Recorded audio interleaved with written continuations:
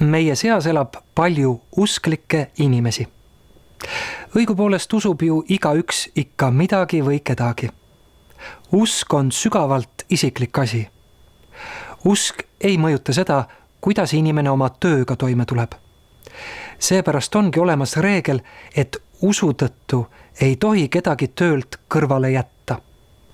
See oleks ebavõrdne kohtlemine ehk diskrimineerimine usutunnuse tõttu.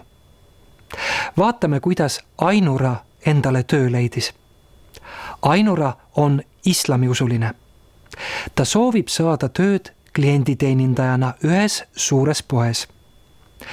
Islami usu tava tõttu peab Ainura kodust väljas käies alati rätti kandma. Ka töövestlusele minnes ei tohi Ainura rätti peast ära võtta. Ainura on aga mures.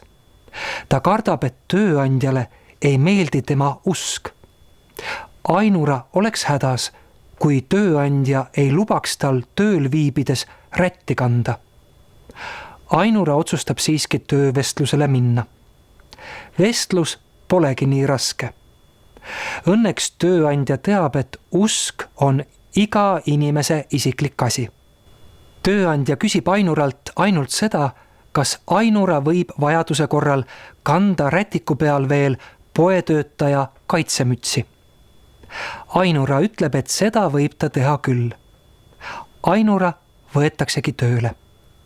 Tal on selle üle väga hea meel. Tõepoolest, usk ei ole seotud tööga. Tööl ei ole tähtis, mis usku keegi on.